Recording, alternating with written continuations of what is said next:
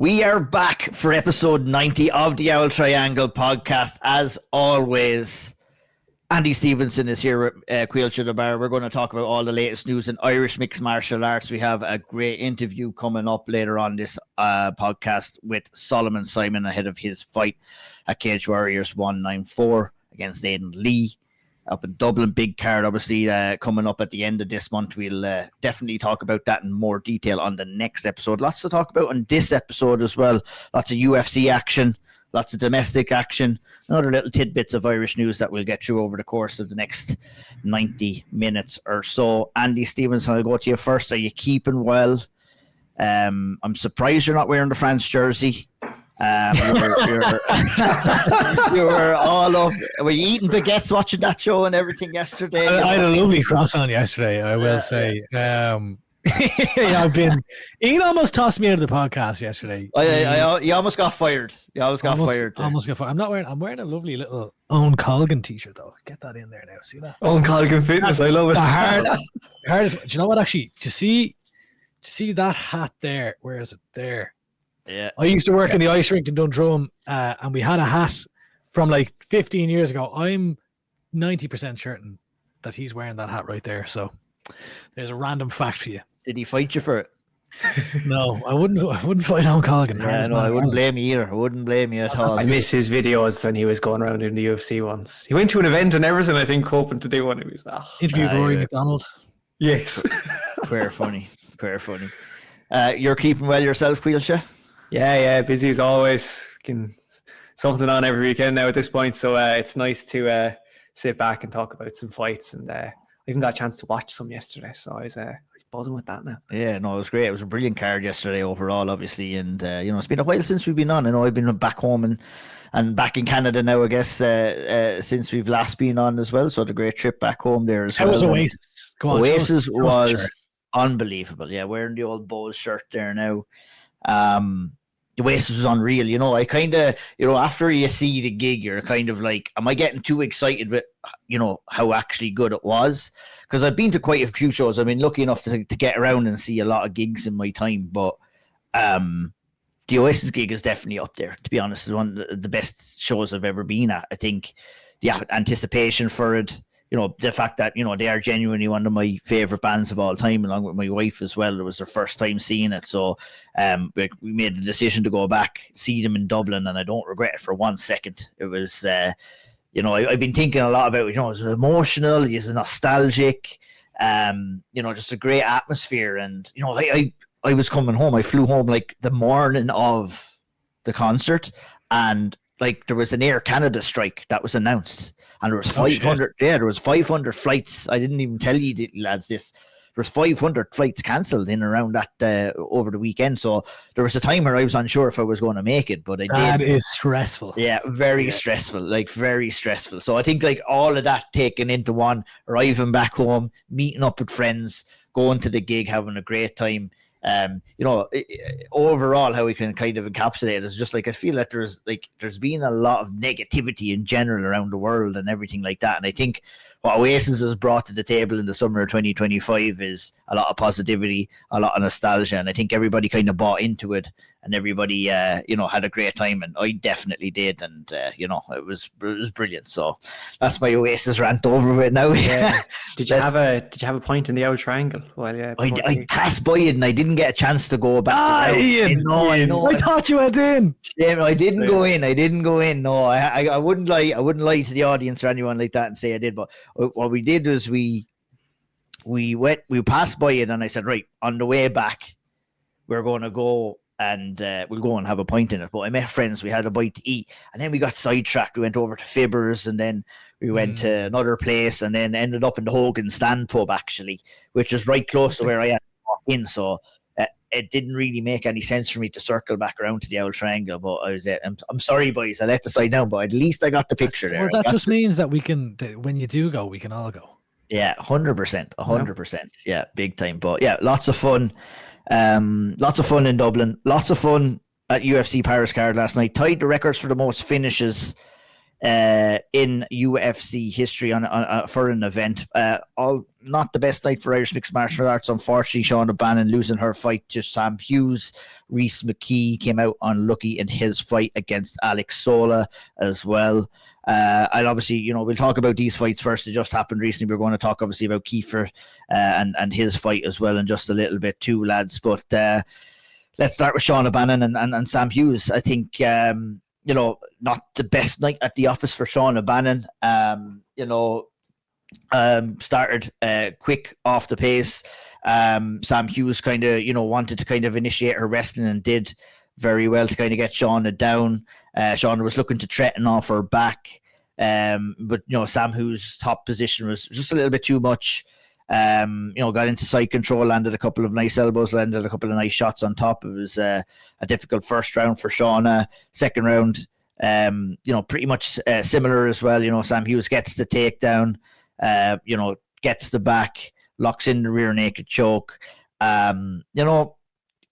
Without trying to sound too harsh, Andy, I'll go to you first. It's not the best night of the office for Shauna. I think in the UFC, you're going to have to kind of produce a better level of performance to try and get a win inside the octagon. Obviously Shauna was on her Instagram citing a difficult training camp and everything like that, which is unfortunate for her. But she takes another loss inside the cage, and that one when it was going to be. I felt it was a tough fight for her before, but a tough but winnable fight. She would have had to produce her absolute best performance. But for one reason or another, Andy, the best performance wasn't there last night in Paris. Yeah, look, it was a tough loss for Shauna. Obviously, heading into the fight, you're taking on someone who's a 10-fight UFC veteran, albeit kind of 5-5 record in the UFC, but still like. Hughes is gritty, and she's kind of been there, seeing it. She's been she's been in the promotion for a number of years. So, it didn't go according to plan. Obviously, I thought after I feel like in the first couple of fights that we've seen Shauna in the octagon, we've seen her rely on her kickboxing, like the side kicks a lot, and maybe not using her hands as much. I feel like we saw more of that in this fight. We saw her using her boxing a lot more. Obviously, she got stuck in that crucifix position in the first round, and it was a dominant first round for Sam Hughes.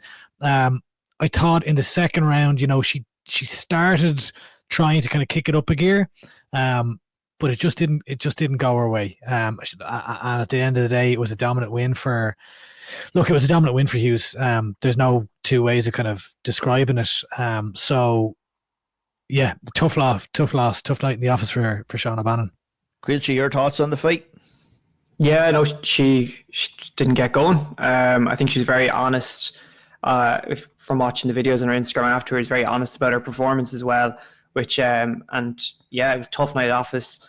I thought Hughes did a very good job of implementing exactly what she wanted to do, and you could see the game plan from the off from her. And she was the better woman on the night. She was able to get the fight down, make it gritty, able to dominate in top position, and was able to do that for 2 rounds, so she got the finish. And it was just one of those. It's these happen in the UFC. Hughes is the better fighter in the night. I think it's one that Shauna will probably definitely learn from, because there are hard lessons in there, and you can't imagine what someone would be going through after a loss like that, especially when you're going in with injuries and are having suffered injuries through camp, but just didn't get going. And hopefully she'll back better in the next one, take some positives from it, and gets back in there. But a tough night at the office overall. Yeah, big time. It's a difficult position to be in, obviously, when you pick up a couple of injuries in camp. Obviously, she probably said it better herself, but you're probably wondering, do you continue with the training? Do you pull out of the fight? But Shauna is a single mother here. She needs the money, so her back is probably against the wall here to kind of compete and perform. So it's a difficult position to be in for her. In the message she did share on her Instagram story after the fight, she was completely honest. You have to respect her honesty in some ways, and saying that she flat out said she did not want to be in there, and that's a very bad kind of situation to be in. When you're inside that cage, and sometimes you don't realize that truly until you're there and it's too late and you have somebody in front of you. So look, she she tried to implement her game. It just didn't work. I think Sam Hughes came out with a good game plan, and obviously the danger for Sam was the danger of Shauna's kickboxing, but with the injuries and with stuff like that, who knows, if Shauna would have been able to fully implement her skill set on the feet. She did try to be active off of her back, but the counter wrestling of Sam Hughes was just a little bit too much for her. Took a little bit of damage, but at the end of the day, she tapped out to the rear naked choke. She'll live to fight another day. She'll heal up, she'll hold on, and hopefully we'll get to see her back in there again, fighting fully healthy. So it'll be interesting to see. Maybe some time off now, Andy. It'll be hard to say what happens or when we will see Shauna Bannon next. Yeah, I thought it was very interesting that she did say that she didn't want to be in there, and I feel like we've heard, I don't know if maybe that exactly, but remember after we spoke with her after her first loss, where she kind of also spoke, it was her debut, where she spoke about kind of it feeling like an outer body experience and things like this, and I don't know if that is a consistent kind of thing that's happening for her when she when she shows up to fight night for these UFC events. Look, I think that she needs a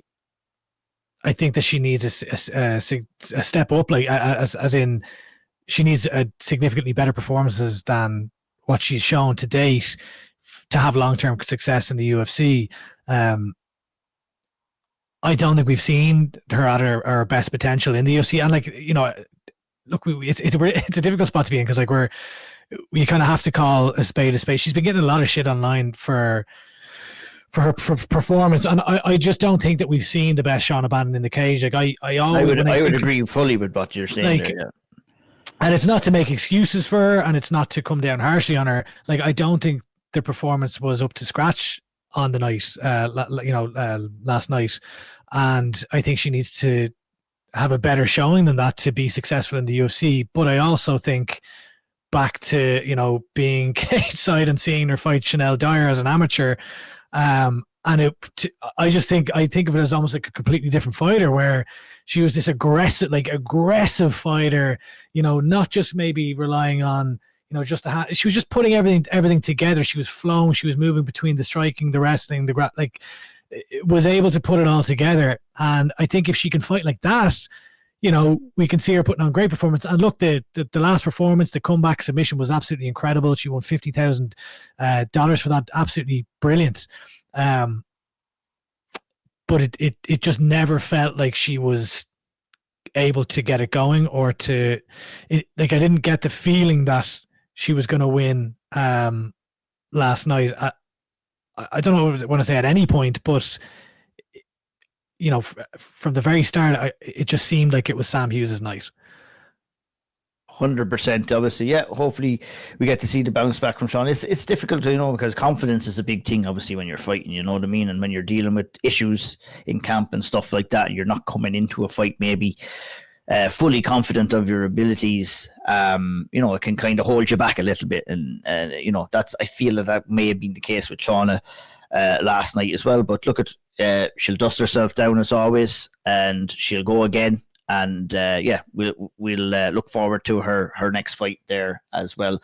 Let's talk about Rhys McKee. Obviously, not the best night for Rhys either in terms of results, but I think based off performance, it was a typical. I think you described it very well, Andy, on X. It was a typical Rhys McKee fight. A gruesome, gritty battle with Alex Sola, difficult opponent to be taken on. Really, really good. That's the one thing I really take out of this fight is, I know how good Rhys is, and Alex coming in as his debut in the UFC didn't really show any octagon jitters, moving up in weight class. Landed a big punch early and kind of set the tone for the fight. I think, Andy, when you're looking at a Rhys McKee fight in certain regards, he kind of loves that too. He likes to take a snack, and then he likes to kind of want to pay back and come back at the fighter again. And, that's exactly what happened too. He took a big shot to the nose. It appeared he had done some nose damage, possible broken nose. I know they were telling him not to blow out his nose in between rounds, which would kind of, tell me maybe that there was a break there. They're unsure. But, Rhys McKee gave as good as he got, responded back with a couple of nice shots of his own. he did a good job of trying to control the fight in the clinch as well. I would have liked to seen a little bit more action in the clinch from Rhys McKee. I think we did in stages as well, where, throwing up those knees, those uppercuts in round 2. I definitely think we saw more of that, entering into the clinch and exiting from the clinch. I thought Rhys was way more active in round 2 than he was in round 1. The takedown from Sola came in the first round as well. I think, I would have scored the first round no problem to Sola. The second round was very close over and back.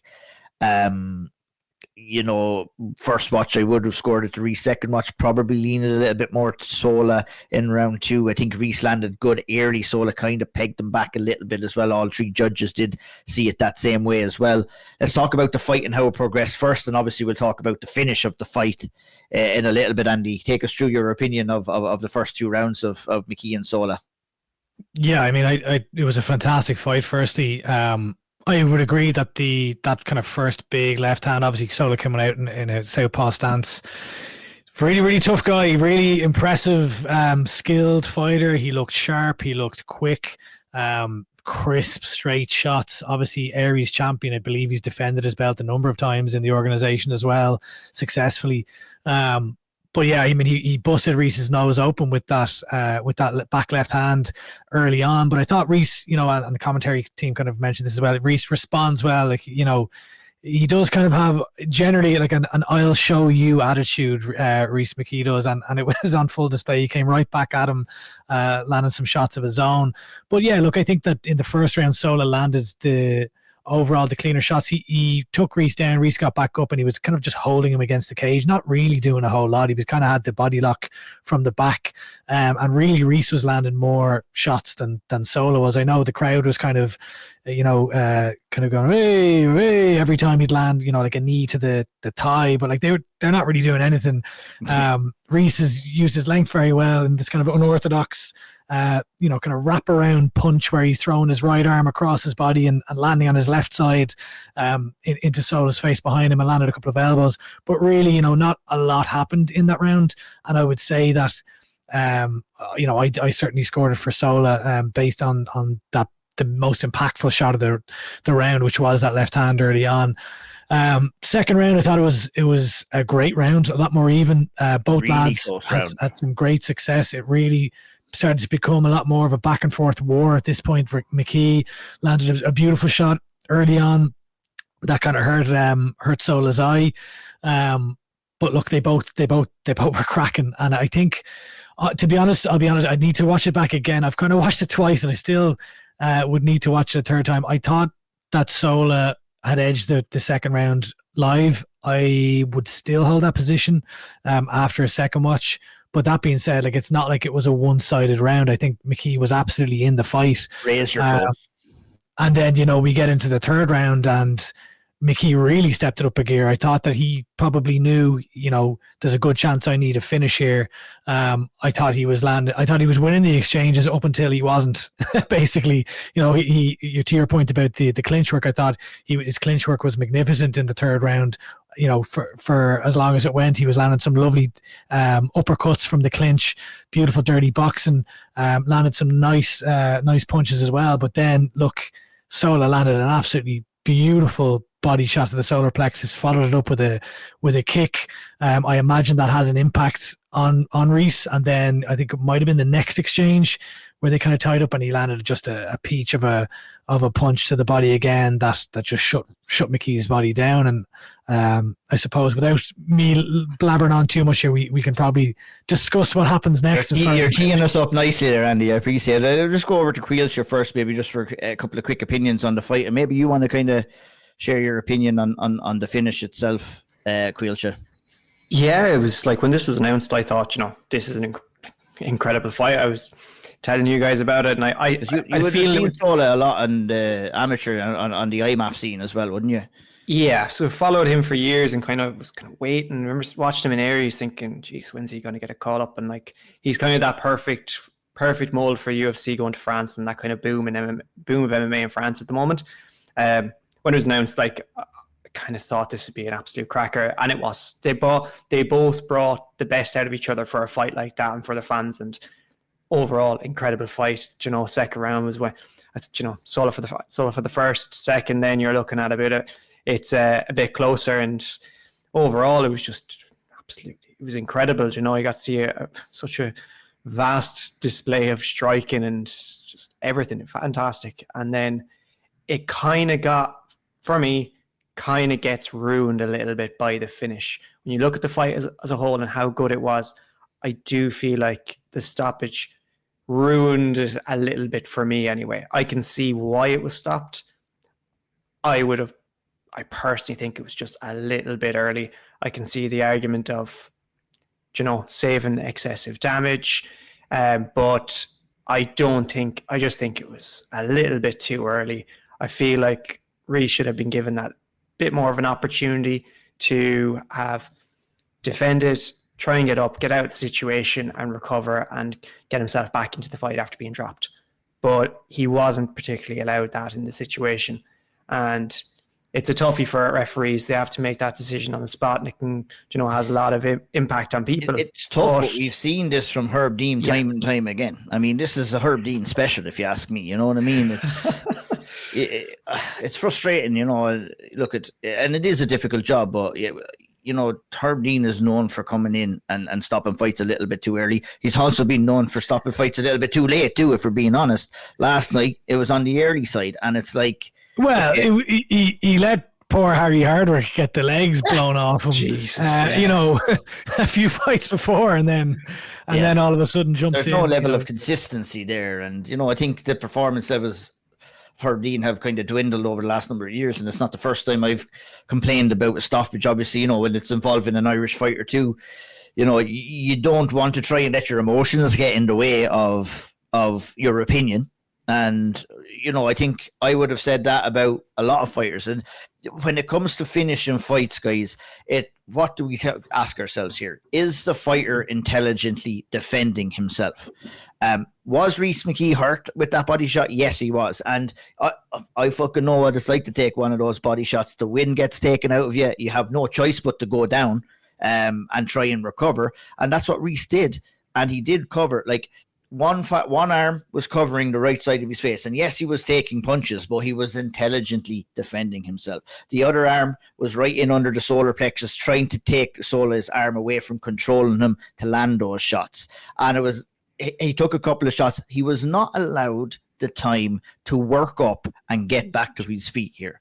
You know what I mean? He didn't go down and lie down flat on his back. He didn't turtle up and curl up into a ball. He was intelligently defending himself.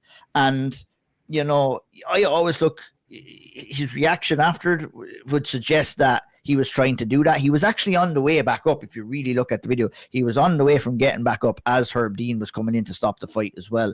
And, you know, it was such a disappointment because it was a fantastic fight and we were robbed of, you know, a true outcome here. Now, whether that would have been, look at the way the scorecards were scored, Rhys would have had to come back and get a finish, but I wouldn't think that Rhys would be incapable of doing that, but now we'll never know. And it's unfortunate for him that he didn't get the opportunity to do that. I think we know that Rhys McKee is tough as nails. Look at the Justin Burlinson fight and all the damage he took in that fight and how much he came back and responded and went on to finish that fight too. So, you know, it's very, very disappointing here from a fight standpoint, for Rhys McKee's standpoint, that he was robbed of a true outcome in this fight, Andy. And, you know, I think a lot of people, look, I put up the video on X. Some people are agreeing, some people are disagreeing. They have the right to do that. But, you know, I look at fights and finishes, and you have to ask yourself the simple question, Andy, and that was Rhys McKee intelligently defended himself before the stoppage happened? I would definitely say yes. Was he taking some damage? Yes, he was, but he still was intelligently defending himself, and I believed, and I do still believe, that he deserved the right to fight his way and work his way out of that position that he was put in after the body shot. Yeah, I mean, like, look, does Sola land a number of shots on the ground? Yes, but like, we're talking in the space of 2 seconds. Like, when you put up, so like I put up a video as well, like it's in slow motion of what's going on, because it accurately, you know, it completely shows what's going on, where his, like, his left hand is, as you mentioned, trying to peel Sola's wrist or hand away from controlling him. And then literally as Herb steps in, Rhys is also posting up to like start to stand up. So I mean, like, it's just I thought it was a piss poor stoppage from Herb Dean. I thought it was awful. I'm not saying that just because it's an Irish person. I just thought it was terrible when look at the damage that they're inflicting on each other in the cage, where their noses are busted open. Okay, yeah, he absolutely caught him with a beautiful shot. He should have shut him down, but and his head was down. But I mean, you got to let that go a little bit longer. You have to let that go. And I thought that, albeit Rhys was losing the fight, I wouldn't have counted him out. And I'm not saying that he would have gone because Herb Dean stopped this fight, Rhys McKee didn't go on to win the fight. But it is a possibility. I'm not saying it's a probability, but I'm saying it is a possibility that Rhys could have worked up and got a finish. You never know. Alex Sola Rhys could have worked up, and Alex Sola could have got a finish too. We don't know, but I think that Rhys McKee was robbed of that right. And I think what probably also plays into this as well, which makes it probably more of a bitter pill for him to swallow, is the fact that his run hasn't been great in the UFC, and he finally gets that UFC win, and now this happens. But take that out of the equation, and it's still the same. It's I don't know. I just thought it was awful. I thought it was a terrible stoppage. Terrible stoppage. It was a terrible stoppage. I don't care what anybody says, and look at. Rhys fought well again. I think he has an exciting style, one that the matchmakers will like. But at the end of the day, it's people's livelihoods that you're dealing with here. You're talking about a win, a show win bonus. And look at he was down on the scorers cards, but he still, I felt, deserved the opportunity to fight himself out of that position and give himself some shot at going on and trying to win that fight too. So I don't know. It's the opportunity, getting robbed the opportunity is the most annoying thing of it all, because you, regardless of knowing what he can do from watching him over the years, it's just for any fighter knowing that opportunity, it's a fight, anything can happen. One punch can change the entire fight. Being robbed of that opportunity is what's frustrating, especially after such an incredible fight like that. It's just, And even if he doesn't win, but let's say he gets up and from what you're talking about there in the financial side, let's say he goes up and the two lads just puck lumps out of each other for the rest of the round. Well, you never know. That could be exactly. So even if you're taking a loss, but maybe there's a bonus coming your way. $50,000 bonus for a fight. It's so. I do feel like his stock, albeit he's what now 1-5 in the UFC. Mm-hmm. I feel like his stock's never been higher in the UFC. Yeah. And he's after signing a new deal. So I mean, I would be hopeful that they would keep him on. I actually think that they will, which is kind of a crazy thing to say about somebody who's 1-5 in the UFC, but exciting styles though they do. He's incredibly exciting. Yeah. He's putting on great fight. He's not showing he didn't look out of his depth at all against Alex Sola. So I would expect him to see Rhys McKee again. And I look forward to it. And how about? Sorry, not to steal your shine here as host, Ian. No how about Paul Hughes walking out alongside him in a UFC shirt? Yeah, in an alternative universe, perhaps. What could have been? Yeah. Well, what could have been? What could be as well? Obviously, Paul has the big fight coming up against Nurmagomedov 2-1 that we're really, really excited about as well. But I mean, a penny for his thoughts walking out to that rupturous French crowd and the atmosphere there, and interesting to see. I actually noticed that when they were walking out, the crowd are starting to boo, and Rhys is loving it. He's smiling. I loved his attitude all the week. Yeah, and you could see Hughes kind of putting his hand up to his ear, and I'm wondering, it's almost like he's in the mode of the fighter walking out to compete, where he's G'ing up the crowd. Where it's he might have to do it right now. He might have a little bit of that in Abu Dhabi in a couple of weeks' time as well himself. Maybe you never know. He switched back into when he was fighting Morgan Charrier in the O2 in London. Yeah, indeed.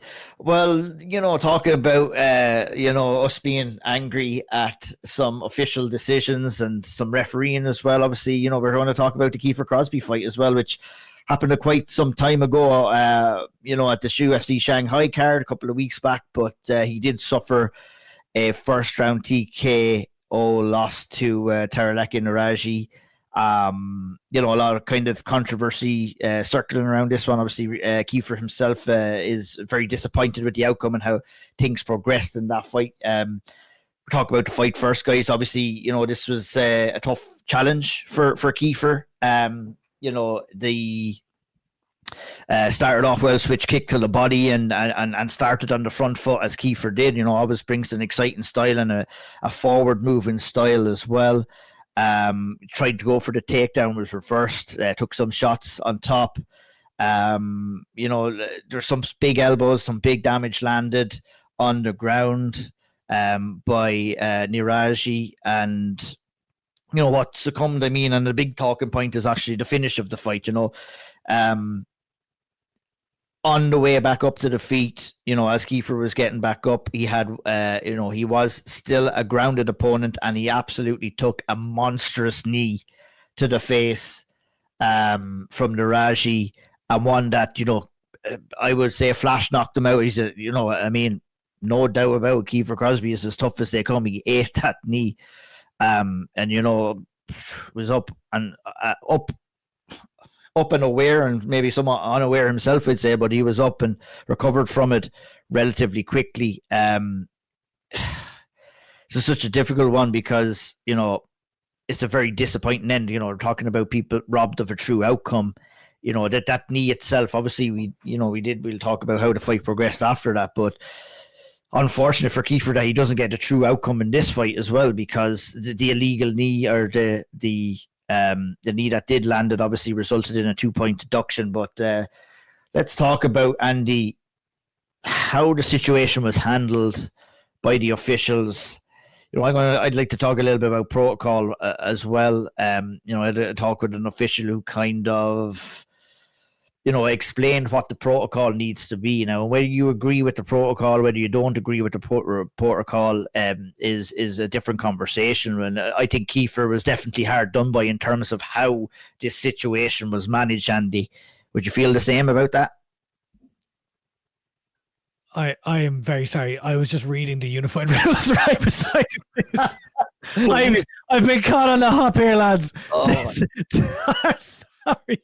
Say that again. Basically, I'm asking you, you know, in terms of how, you know, I think we're going to talk about protocol and, you know, agreeing or disagreeing with the protocol. You know, I said I had talked to an official, and, yeah, you know, I just wanted to say the overall opinion. I personally think Kiefer was definitely hard done by with how the situation. Yeah, in general, with how the situation was handled. And, you know, we can talk about the situation that he was put in as well, a very difficult situation, and, you know, whether he should continue or whether he shouldn't continue, and, you know, that should maybe been taken away from him by the doctor. But your overall opinion on, you know, the fight wasn't going his way before the knee, but, you know, similar enough to the way we were talking about Rhys McKee there, we were robbed of a true outcome here, given the circumstances of the knee landing and what happened in the aftermath. Yeah, like, look, sure, Tailaki Niraji was absolutely winning the fight up until then. I thought Kiefer was intelligently defending himself throughout and doing a good job to try and, you know, kind of nullify him as best as possible. But I mean, like, that is one of the most egregious shots I've ever seen thrown in a cage. Like, just point blank blasts Kiefer as he has a knee down on the ground from close proximity straight into the face. We could see just how impactful it was in the sense that his face burst open immediately.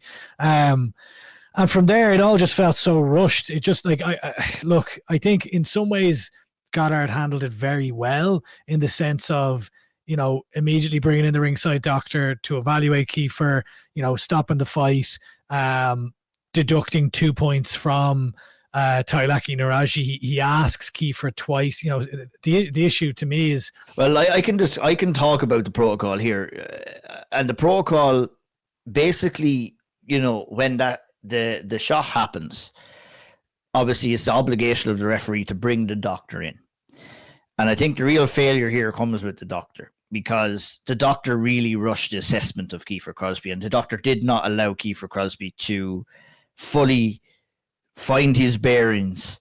And, you know, even though Kiefer was there, he wasn't there. He said that himself. He's supposed, when you take a shot like that, you know, you're foggy brained, you're not really thinking.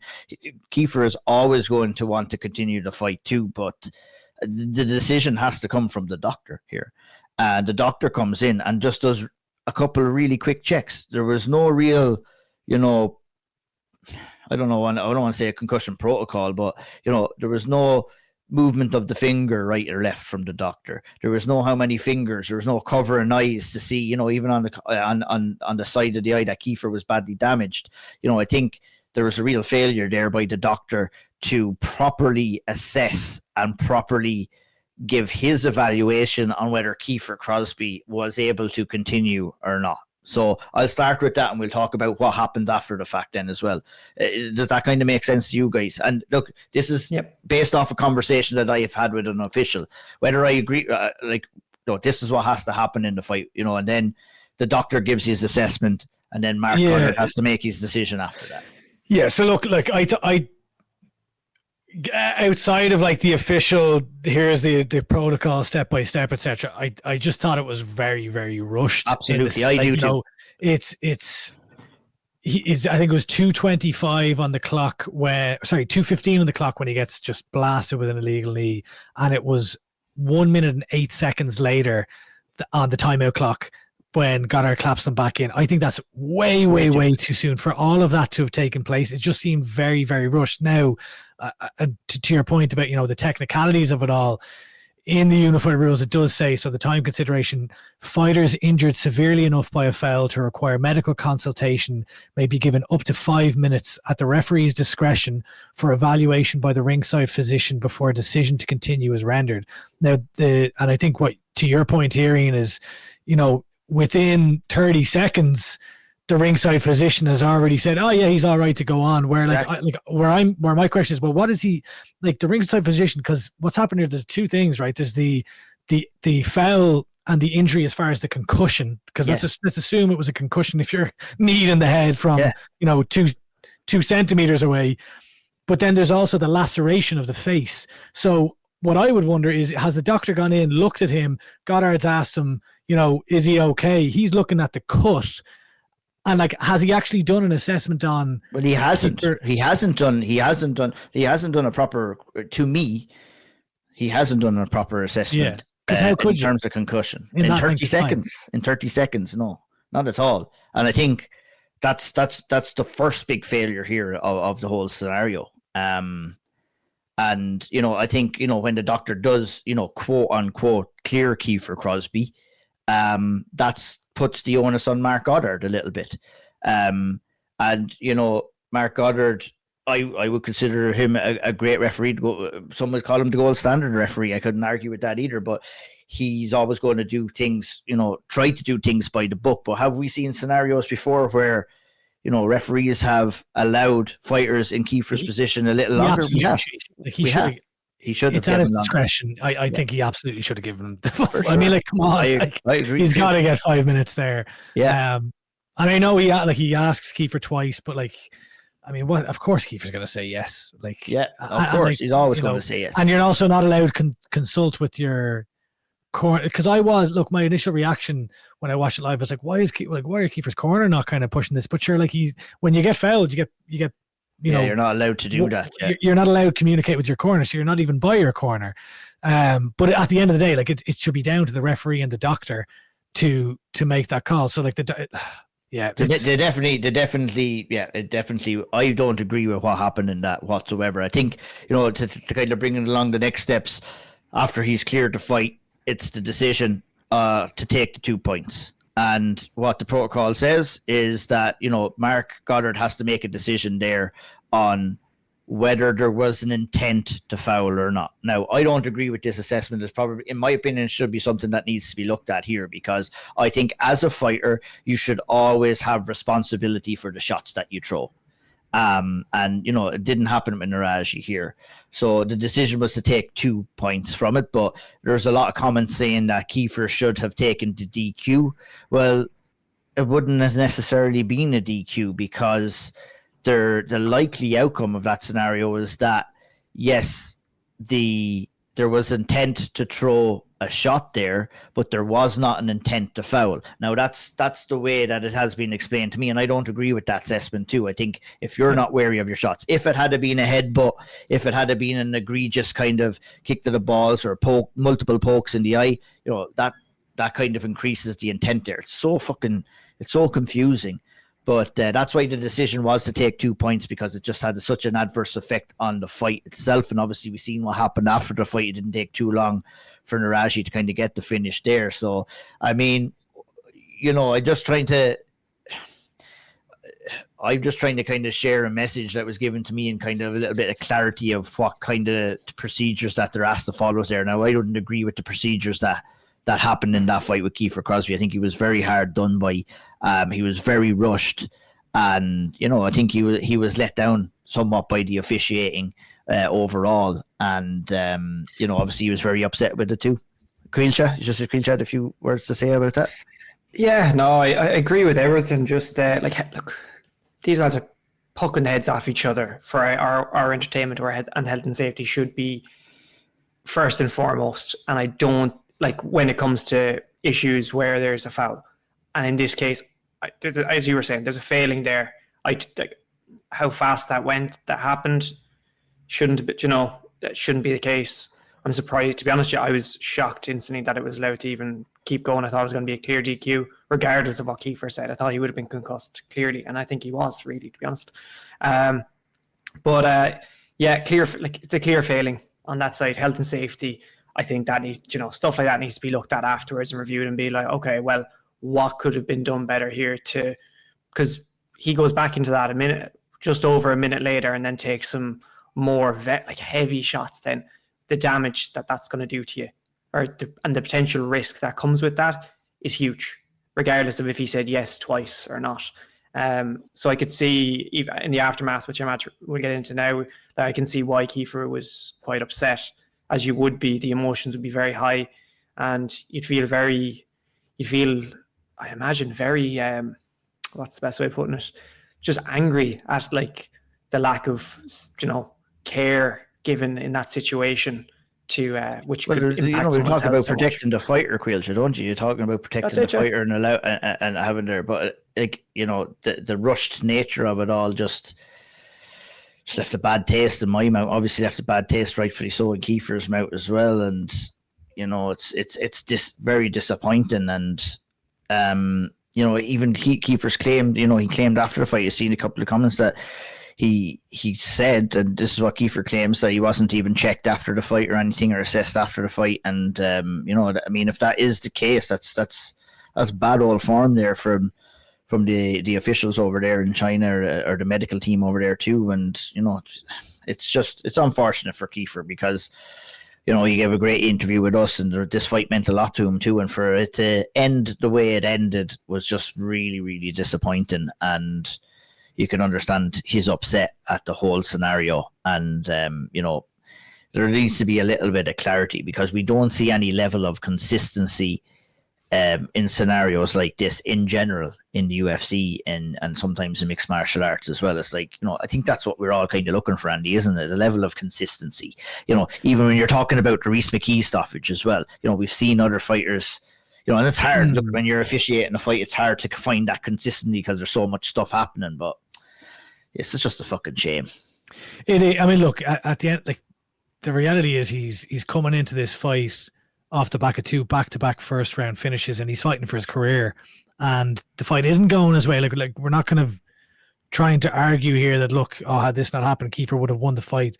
It looked like Tailaki Naraji was on course to win this fight, but this did have Kiefer was defending as well as he could. I know Naraji landed some big elbows, from the top position prior to the illegal knee. I thought Kiefer had been defending quite well up until that point. But just watch the fight. Not what the fight. Just watch the illegal shot. It is one of the worst illegal shots I've ever seen. And I think if I was to hazard a guess, if you were to ask Kiefer, you have 2 options. I know this is fantasy land. You can either have a 2-point deduction, or you can have 5 minutes to recover. I think he's going to take the 5 minutes to recover, to be honest with you, because what good is the 2-point deduction when you're tossed straight back out there, kind of completely concussed, with a guy who's already beating you in the fight, now just hunting you. It's it's just a shitty situation. And especially, and look, I do think that, you know, based on what we saw, I think Tailaki Naraji would have won that fight. But I mean, you know, it's a bitter pill to swallow, and it's got to leave a very sour taste in Kiefer's mouth. When the reality here, the chances are he's probably not getting another shot in the UFC off the back of that. Maybe he will, considering the way that ended. Yeah. But you've now 3 first round, finish losses on your record with the promotion. That's a very difficult spot to be in, and I would be surprised. I'm not saying this is what I want. I think I'd be surprised though if Kiefer didn't get cut off the back of this, which is just a shitty way to go out when, you know, you've lost 2 in a row, and then this is how the last one ends potentially. From a personal perspective, hopefully he does get another fight, but I think the odds would probably be against him in that regard.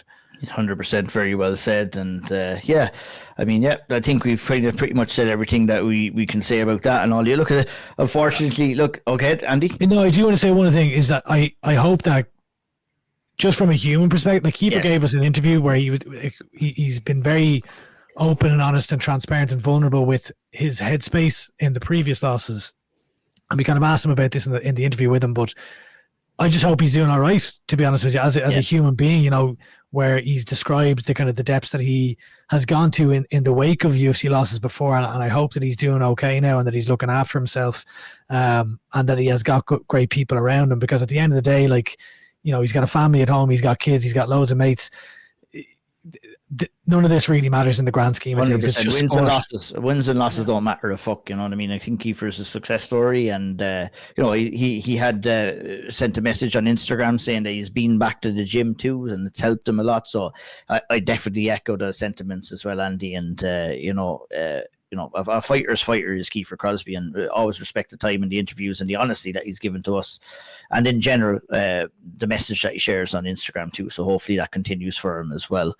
It's been a tough start to the Old Triangle podcast, episode 90. We have to talk about, obviously, us fucking like talking. Yeah. Oh. You have to talk about the good times. We talked about plenty good times. We've talked about plenty bad times as well, and obviously that's the way the podcast has materialized today, with things not going too well for the Irish UFC stars. But on a positive note, let's move over and talk to Solomon Simon, who's getting prepared for a big fight of his own against Aiden Lee at Cage Warriors 194, where we'll see lots of Irish talent on show, and one of the top talents in Irish mixed martial arts right now, Solomon Simon, joins us to discuss that fight. You know, maybe potentially being a title fight, maybe not. We discussed it all with the Team Ryano man. Let's head on over there and see what Sol had to say. We needed a guest for this episode. There's loads of fights going on, and thought, you know what? We better call Sol. He's answered. He joins us today in the Ould Triangle. Sol, how are you getting on? Very good, very good. Better call Sol. I like that. Yeah, nice to be here again. It's been when last time, I can't remember last time I was here, but it's been a while, but happy to be back. See, I'm not too sure the last time we did, John. I think I'm not sure if it was after or before the Christian Iorga fight, but I guess there's no better way to go. We might as well look back in it anyway. It was another fight, another finish, all the way back in April. You know, it was some performance. But looking back now ahead of this one, what was that like for you? That was very good. I think leading up to that one, I was felt like I was surprised how in my head, I was just extremely calm. I wasn't too anxious or stressed as I would be normally for other fights as well. So I think it's, again, leading up to the preparation, I feel like over the last few years, I'll say, but it's just I feel like my level, my training, and just the results I've been getting has just been building confidence in my head more and more. So going up to that one, that was the result I was expecting. Not necessarily finishing like that, but I just thought it would be a little bit more engaging, and then that will allow me to at least show off a bit more. So he actually came out to actually hit me a few times, and then that made it easier to actually engage with him. But I feel like a lot of other people, once they put a little bit of pressure, they tend to back up a bit, which doesn't allow, it's just it doesn't allow much of an exchange, if that makes sense. But yeah, no, I was happy with it, to be honest, overall. Definitely can't complain. You had this little streak of submissions because you've been finishing all your pro fights. That streak of submissions kind of came to an end when you finally got to, I guess, get another finish on the feet and just show off the striking that little bit more. Was it something that you were really hoping to kind of showcase in that fight? That obviously we've seen the power and everything in previous fights, but to actually to finish someone again, because since maybe your second pro fight, what was it like, I guess, just to actually finish someone with the strikes once again and showcase that power?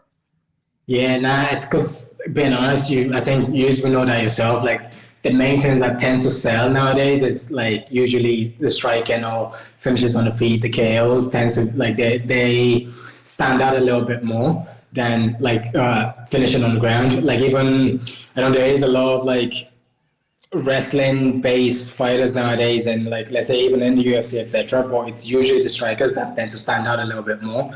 Or if you're on the ground, you need to be extremely dominant, like to even be exciting. But if we even talk about what's it called, Hamza fight, the last one, like he was dominant for 22 minutes or 25 minutes, and like people were still complaining about it. So striking tends to show a bit more. So I was glad to show that side is there. But on a realistic basis, I think like wrestling is the best way to get victories overall in this sport, because like striking can be fairly dangerous, but that's why it's exciting, because of that risk. Yeah, that risk and reward, and I guess we're seeing that a little bit in the gym as well. I think you've been catching Bobby Mead with a head kick, going hard on the training partners. What's going on there? The lad's getting a bit of a beating off you inside the gym.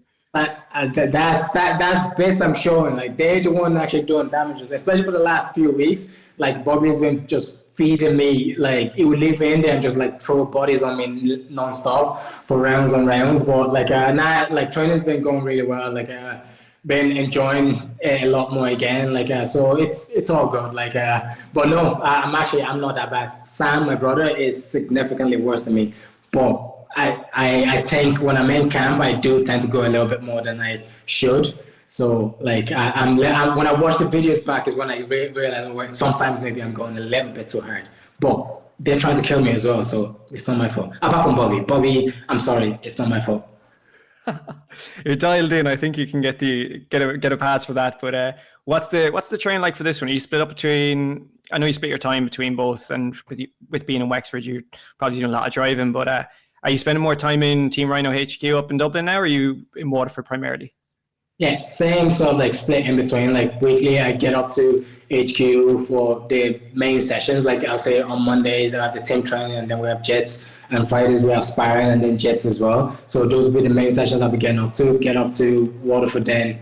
For during the week, I would do like a lot of my hard rounds as well in Waterford, and then like midweek, like on Wednesday, we saw like shark tanks and all that kind of stuff then, and I'll go back up to Dublin then to do some similar, and I have conditioning in other places. But overall, like I think I have a pretty good schedule. Like it's freaking a lot of driving, but like that's what needs to be done at the moment. So we'll just keep doing that until we get to a point where we might not need to anymore. I was actually thinking about that earlier. Is there ever, because I know you're balancing work, going between two gyms, doing all the driving as you mentioned there, but like without thinking, I don't want to think too far ahead near you, but do you think it's a possibility that if the stars line over the next two fights, you manage to get a title and potentially get into the UFC, do you think at that point it would become, I guess, financially viable to go full time as a fighter and just have sole focus on it? Yeah, like that again, the finance is the main thing. Like, cause I have to think about the family, I have to think about all that. Like I have like people relying on me as well, and obviously like my fiance works. Like it's not like in that sense, but in general, like it's not just me kind of thing. So I have to think about everything with that. So finance is the main thing, and I think when we get to that level, it therefore should make it a lot more viable. Like, well, again, I'll let that play out as it is. Like I say, like you're saying yourself, like about 3 fights, I should like see myself there. Like I would have liked to be on the contenders this year, but like if something still pulls out, never know. But get through this one.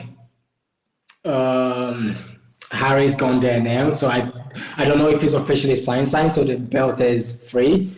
But either way, I have to get through this one, and then might go with I think what's his name is there, so Nick is there as well. So look, whatever happens at this point, I'm just like I can't control so many things, so I'll just do what I can, and then let's see what the gods have in store for me, and I'll go through life. I'll see what happens. But yeah, hopefully it happens because I would like that. It would make life significantly easier because the traveling and then the stress of like trying to, am I getting enough? And then there's too much stuff. But yeah, it'll be nice. Solomon, just before we talk about it, because I know there is a lot going on right now on the fight side with the division and everything kind of up in the air, but like, what does that look like for you? Because you mentioned that you're working a full-time job. You mentioned your family. You've a young child as well, and then you're also a full-time fighter who's going from Wexford to Dublin to everywhere. Like the day to day, what does that look like for you when you're trying to juggle it all, and how do you juggle it all? Yeah, like it's tough. Like I think a big help for me a little bit is like just when it comes to work, like I get to work from home a bit. So like I'm in on site 2 days a week. So I'm travel up to Dublin on the Monday, do a full day's work, and then after training, then I would head up to HQ, get the sessions, and then Tuesdays do my own little, like I'm working from home, so I could do a little bit myself in the morning, get through work, and then do conditioning else. Wednesdays, similar enough, working from home, do something myself, and then like get through work, then travel, go to Waterford, get my stuff done. That's the rough schedule, Monday to Thursday, and then Friday again, head up to Dublin, work, training. Saturday, head up to Waterford in the morning for Bobby with to do pads, and then Saturday, and that's, look, I could say how grateful I am for like my fiance, because like there's a lot of time where I'm just not there. Like, because she's working obviously as well, and like so a lot of like the burden with the child, like it's like she ends up taking a lot of that. Like, but in the weekends is where I try as much as possible to spend the time I can there. So when I do pads in the morning, on the Saturday morning, like the afternoon to the Sunday, I'm trying to like spend as much time with Xander and Kelly as much as possible to be like, look, we get that. But right now, that's the best way I could balance it. Hopefully, if time comes, if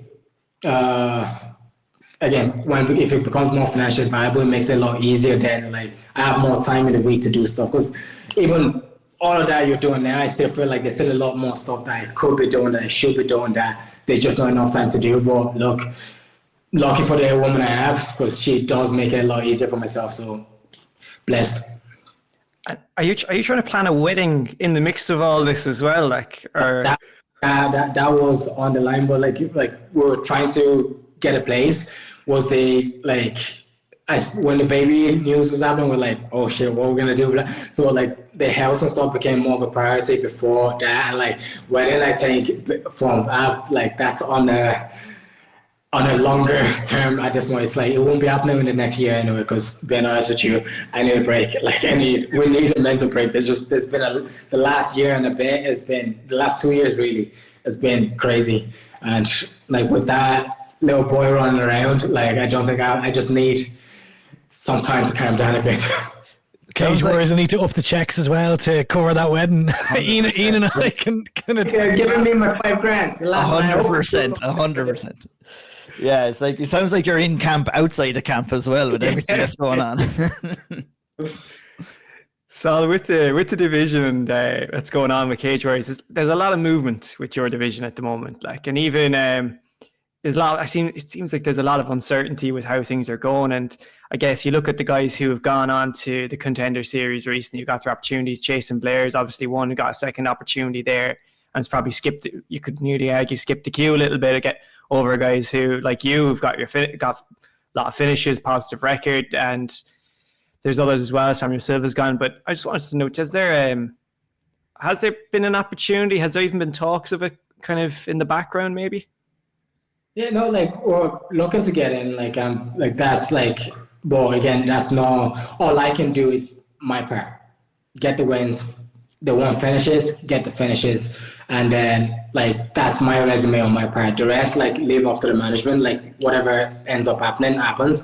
There are talks there, but like again, I don't have as much control over it, but I do believe it will work out. Like I don't know the ins and out of it, but like I'm hopeful. But all I do know is either way, if I keep knocking, if I keep showing what I can do, it's gonna like manifest itself somehow. But yeah, no, it would be nice. Like I know like there's a lot of people that have gone in there, like, and look, it is what it is. Whatever allowed that to happen for them, look, that is what it is. But on my end, I'll just do what I can, and then hopefully it works out. That's all. Like I have a fairly big name here with Aiden Lee. Like he's been around for a while.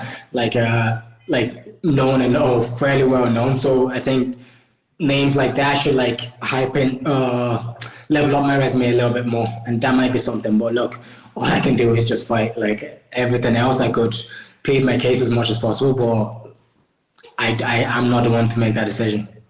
Do you think you'd be ready to jump in on short notice if you got the call in the next week, 2 weeks? Yeah, like I'm prepping for a fight, like so, like I've been training, so if anything does pop up, like I'll be there. So again, focus on this one, like because like Aiden is not someone I'm just gonna look past. Like he knows what he's doing. He's very skilled, like in many different aspects. But so I've been preparing for him, and if something else comes up, I've been prepared for. Like my skills is I'm confident in my skill against anyone. Like I don't have a stress on it. I just have to adjust to whoever they end up putting in front of me. But for now, like Aiden is the main focus. If someone else pops up, something comes up last minute. If something comes up on 2 days' notice, like I'll just like hop in on that instead. Like look, like that's I think at this stage of my career as well. Like I think all the best things that would like it's just taking opportunities as they come. If you get me, I don't think I'm gonna get that like clean get in like in that way. I feel like again maybe I'm putting it a bit like the age and things like that would play a factor, and I feel like some of my best opportunities might be a case of those last minute kind of thing pop up, but I'm gonna prepare for that anyway, and then like once you open the door, then I'll go do my job, and then at that point I'll be undeniable then. But look, just give me the opportunity. But for now, look, let's focus on Aiden.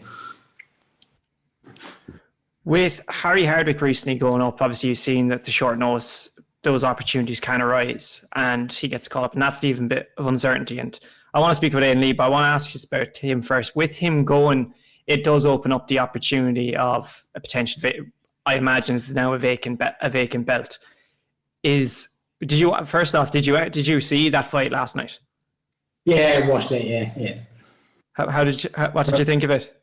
Yeah, like I think a lot of it, like Harry's style, like I think I might have mentioned, I don't know who I was, I think it was you, Andy, that I was talking to after that fight. Like, but his style is very like pressure heavy and like volume heavy. He just pushes forward a lot, and like it's good. Like it can overwhelm you. It can like there's benefits to it, but like a big part of it is like you're constantly leaving yourself there to be attacked, and like that's what I was saying. If he comes at me like that, he will probably get knocked out. In this case, he was just putting all his weight forward constantly, and it didn't adjust much to it. But it's 4 days, like, do you know what I mean? Like, so and then it's upper weight class as well. So like, there's different preparations. I would say it could have done different.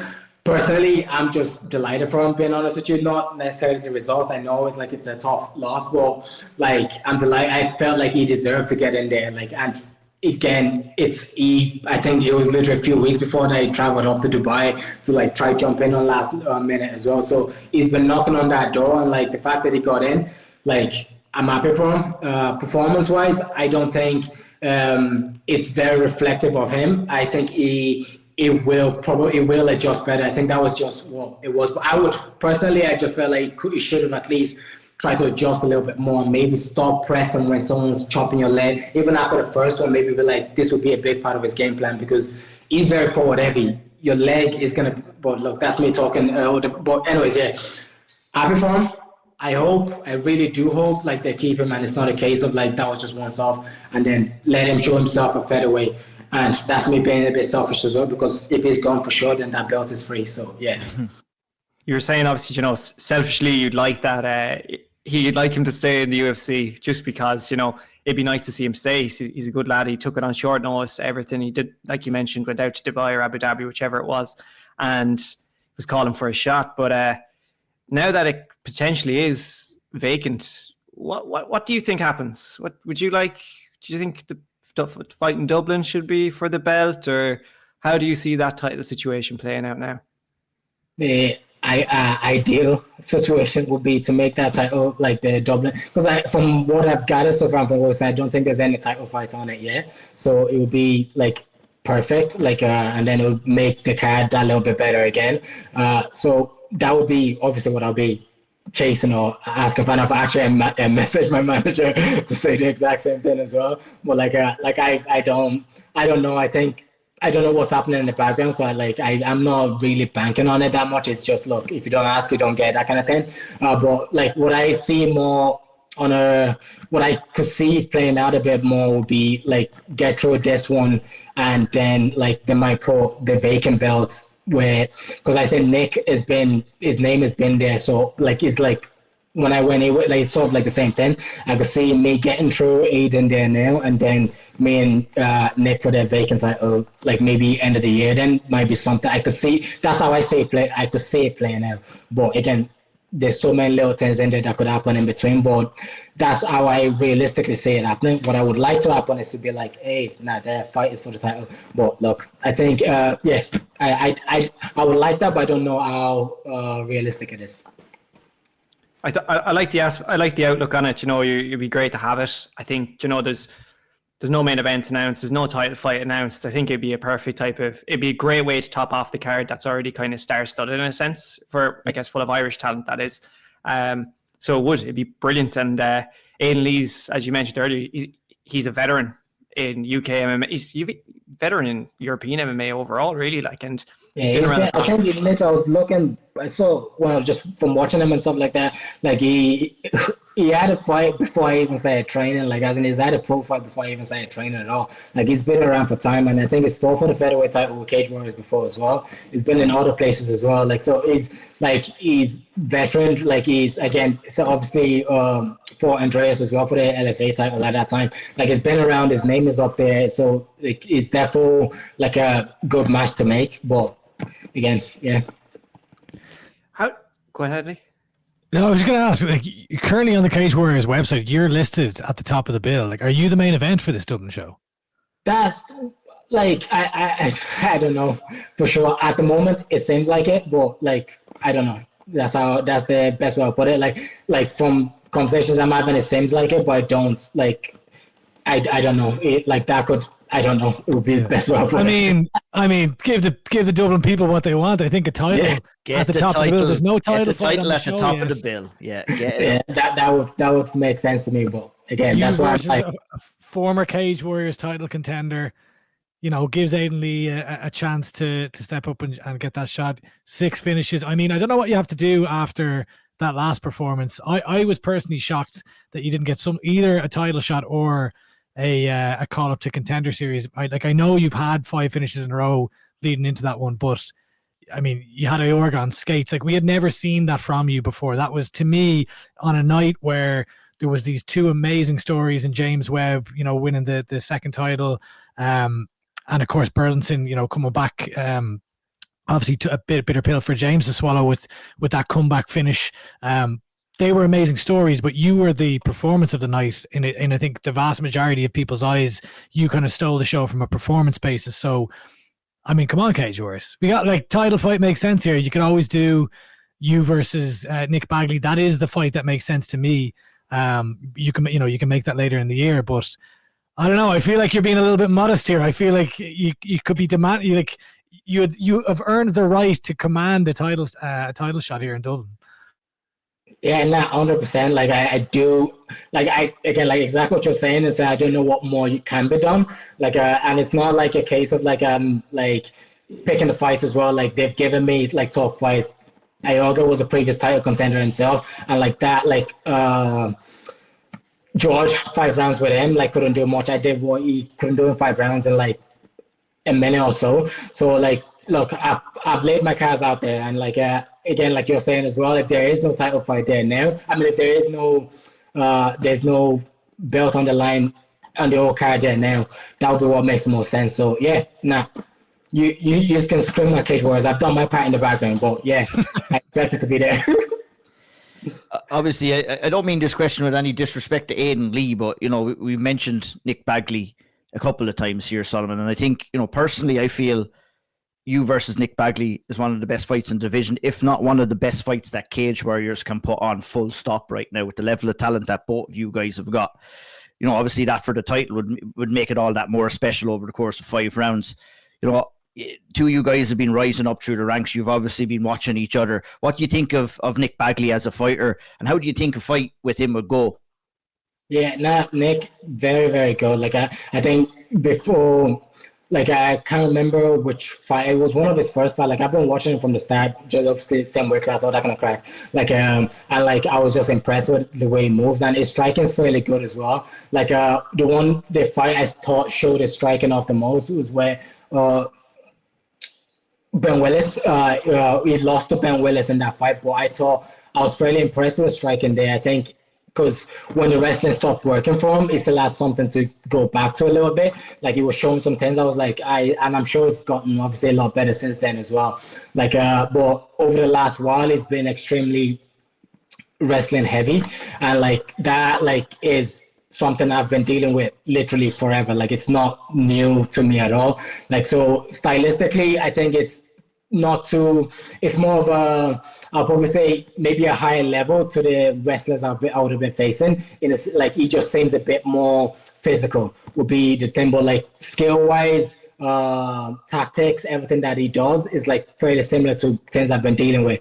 I don't think he's faced anyone that is as clean or smart on the feet as I would be. Like, I think a lot of, like, when I look at the Ben's fight, like Ben was just walking him down and just throwing stuff. Like, I'm not just throwing stuff at you for no reason. Like, every decision I'm making in there, there's a reason I'm doing what I'm doing. I'm setting traps for you. And if you're trying to take me down, even on that case, and that's what happened in the previous few fights, is like they were trying to take me down for them to get submitted.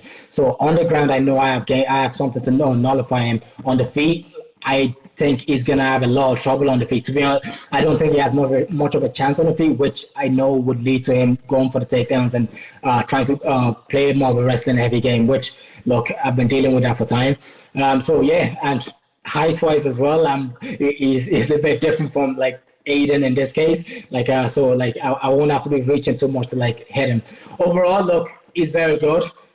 Skill-wise, like, I rate it. I love the style he has because, like, I think I said it earlier on, like, the wrestling kind of thing is a very good path to victory because, like, it takes away a lot of the dangers of the fight. But, like, I can do the wrestling, I can do the striking, and I think I'm better than him on the feet. And I think I haven't shown any offensive wrestling on my part because, like, I'm happy with it on the feet. A lot of my wrestling has been, like, defensive or counter wrestling rather than me, like, pushing the pace and that. But that is also there, like Team Ryano, like, that's our base, like, really a lot of times. So I know that's in the back pocket. I know there's a lot of stuff that I know what my skill is against them, and it would be nice to have the fight and, like, all the talking and all that doesn't really mean much until the day happens. So again, like I said, Aiden is the bigger problem right now. Get rid of him and then let's see what happens. Like, perfect situation, like, beat Aiden Lee, get the belt, defend it first against Nick in November. Is in Manchester they're going in November, in end of November, I think. But from what I was looking at, so there's options there. Like, but again, I keep going back to, I know, like you said, as well, we talk about Aiden, but I keep going back to him because, like, I'm not looking past him because, like, he does have threats there as well.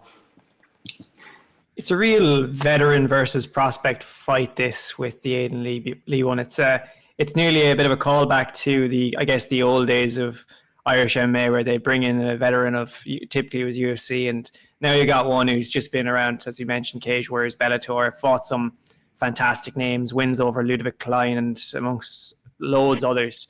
Like, the experience he brings is, you know, it's a very, very tricky opponent and very different to what I guess you've experienced before. But how do you see that fight playing out, or maybe even what in your game do you think would give you the edge over Aiden Lee in this? Because his experience, he's seen it all. Yeah. Now, I think if I'm looking at my game, I think I would be a threat in all facets of it, in the sense of if it does come to a case where we end up in a grappling exchange and, like, I'm on top of him, I think he's going to be very surprised at how, like, efficient and dominant I can be on top. Like, he would not be able to get me off him, and I would be doing a lot of damage in that sense. But I think, like, the easiest path to victory would be on the feet, in the sense of like I think I have a lot more tools and a lot more danger to offer on the feet than he would. So I would expect him, at least, like, I'm sure, like I said, being a veteran, I'm sure I would expect him to try to get the fight to the ground, because if he stays on the feet, every time he stays on the feet, he's just putting himself in danger. He moves very well. Grappling is like very strong. I think his back takes are like beautiful to watch, being honest. Like, and then he's like footwork, moving side to side, fairly good. But what a lot does is just it delays like the inevitable. It delays what I'm gonna do to him. So it would be nice to see how it does. If he's willing to engage with me, that would make it so much easier for myself, because then I could just get in, get out. But I think I will have to like slowly break him down until I get the finish I'm looking for. But it would be, at the end of the day, my aim is to go out there, hunt him down, and then get that finish. Whatever, how quickly that happens, or the manner that happens in, the rest of it will be up to him, but I know that's what's going to happen. Have you been training a lot more with, I guess, taller fighters ahead of this one, given the kind of the size, the reach that he has, to try and replicate him in camp, so that it's not nearly a shock where you got this big rangy guy at such a low weight class, or in featherweight in this case, but for this weight class, something so tall and rangy. Do you think, have you been able to replicate that much up in Team Ryano or even down in Waterford with the lads? Yeah, I've been doing that in Dublin and also in Waterford as well. Like, we have Paul in Dublin, like, he was very, very good striking, but like more like the people that tall tends to be a good bit bigger than me, as in the weight class wise. Like, it's not like, was because Aiden as well, being honest, I don't know how he makes featherweight half the time, but like you could see it in his frame. But like, I have buddies that are that tall. Paul as well is up in Kyle as well. Paul and Kyle up in HQ, and then I have Lee in Waterford, Tiger in Waterford as well. Fairly tall bodies, and then mixing them in just to get a feel of like where, like, of the body type in general. And like, I have experience with like tall people as well. I think I had a fight with Eric Mambo as well back in the amateur days, and also Dennis as well. Like, I actually think Dennis is taller than Aiden Full. I saw a picture of them together recently. Like, but overall, like, I have enough experience to deal with it, and like, being honest, it's annoying to deal with tall people, in the sense of like, it's just like, it's a constant battle to try to get in, but at the same time, they actually have more targets to hit because it's just a bigger body. Brilliant. And yeah, that's you're right about the taller body, more targets. I didn't even think about that, but look, that's that fight. It's, you know, we're buzzing for it. I think it's probably one of the most exciting, if not the most exciting fight in the card. But for fans outside of yours, what one are you picking out as the one to watch on Cage Warriors Dublin? On the card, like, at like this point, like, I did not, what's it called? I did not want it to happen, like, because like, I love both guys, but like, that is, the match has been made, and that's like KQ and Damien McKenna. Like, that's a really good fight. Like, Key obviously, like high level as well, like very experienced, and then same thing with Damien as well. He's been tearing through the regional scene. Out of like, I felt like it would be nice for them to get that chance like later on down their career, but look, they put it on now. Like, both undefeated as well. Like, he brings a lot of pressure. Damien, I've been like moving around with him a good bit as well. Like, he's been coming up to HQ a good bit, so like, he's a very, very, very talented fighter as well, like on the feet, and is very good on the ground as well. So that would be a very good fight. So that one for sure that I would say to look out for. I like the Max Lally and Ben Willis as well, because like, obviously Ben, that was just announced recently. I thought like that was a good fight. They actually put both guys in good place in the featherweight division as well. Or like, there's quite a good few fights, but like, those ones stand out to me because like, again, I'm like familiar enough, but the Damien and Keith one, I'm definitely looking forward to that. And for sure, actually, Trevor is doing madness as well. Like, there's so many fights on this, but yeah, Trevor on the fight, like, I've been looking forward to see. Have you been watching Trevor's story lately? I don't know how that guy got so lean. I don't know. And like, he's ripped. Insane. Like, it's crazy. Yeah, it came down to Waterford as well, and I was like, I did not know. like obviously we've been around through the army side of things, but I didn't know how tall he was. Like, but I've stood beside him again. But I think just with the way he's like chiseled out a bit more now, and like he just looks huge, man. And that'll be a very, very good fight as well. So like, because I think the guy he's fighting is fairly experienced as well on the Cage Warriors Academy. I think he's had a few fights though. He was a champion there academy. So like that's also a very good fight in there. And like they're big boys as well, so they're definitely gonna be bringing that heat. Jamie as well doing bits as well on the card. So like there's a lot of fights, but looking forward to all of it. But those ones do stand out a bit. It's certainly going to be a cracker. Oh my fucking chairs! Oh my god! It doesn't end up as a Jared, but I don't think I have to say much with Jared's one. I think Jared brings everyone with him with that. So Jared's fighting on that as well, and he's always exciting. Like from the walkout to the cage itself. Well, I think this fight for him, I think we're gonna see a lot because Jared in the gym, like he's so knowledgeable, like in the sense, like he extremely detailed with the way he approaches things. I think a lot of times in the fight hasn't been so reflective of it because like he just throws a lot of things out there just for the excitement. But I think in this fight you're gonna see like a very, very clean and dominant performance from him in the sense of like a complete washout. So I'm like actually really looking forward to watch that as well. I think stylistically that match with Johnny Tuma is top notch as well. I think it works out really well. But the whole card's incredible. We get to see you, hopefully main event, hopefully title fight if Cage Warriors want to give a little kick on that. Make it happen. Yeah, it's going to be a fantastic card and we're looking forward to seeing you there, Solomon. So thank you very much for joining us again. We appreciate your time and we will see you soon. Cheers. Thanks very much. Appreciate it. Thanks, all. Cheers up. All right, fellas, time to talk about a little bit more action that happened this past weekend at the MMA Gala, where we had Cian Cowley and Lewis Byrne, both in action there. Mixed bag of results. We'll start quickly with Cian Cowley. Andy, he was defending his welterweight title against Emmanuel Beignet.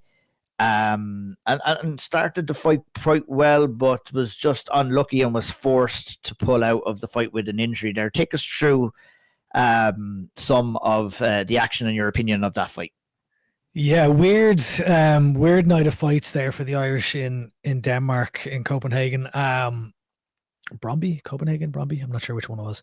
But look, I thought Cian Cowley looked great early on. As you mentioned, he landed some lovely calf kicks, which is, we saw him kind of very impressively win the title with a similar approach. He was pressuring Beignet against the cage. He was doing very well. At one point, Beignet kind of lashed onto a single leg, transitioned into a body lock takedown, and he was grappling Cowley against the cage, but not really landing any damage, to be honest with you. Like he hadn't really done anything with it. Like a decent chunk of the round, I'd say, was spent with Beignet kind of, just pressing Cowley against the cage.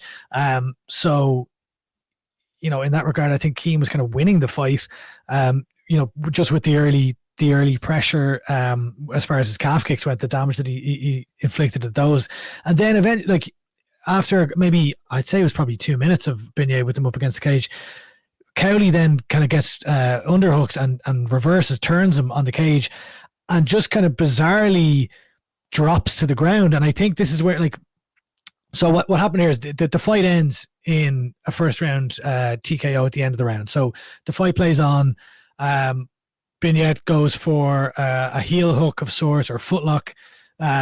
Doesn't really come close with it. Cowley landed a nice elbow at the end of the round after he'd kind of gotten back up, but then you notice him limping to the corner at the end of the round, and the doctor comes in to check him, and eventually we see John Kavanagh, his coach, kind of signaling to the referee to say, look, this is over. So at first I didn't really know what had happened, because it was like, where has this injury come from? Has it been from the footlock? But I actually think he was already injured, because it just seemed quite bizarre. I posted a video of it on my story on Instagram. It's like he's spent all this time with his back against the cage defending the grappling, and then finally turns Beignet against the cage. And at that point, when he's in, kind of the advantageous position, he drops to the ground. It was as if, I don't know if it was a knee or what, but it seems like some sort of injury. And it just, kind of in a moment, probably an immense amount of pain, or something happened, and Cowley drops to the ground. But a very unfortunate way to lose his title over there, like in a fight where really he didn't really take any damage at all. And again, like that, the footlock was never really on, and he was, it only kind of came after him kind of, dropping to the ground in this kind of bizarre fashion. So just a really weird ending. I hope that he's all right.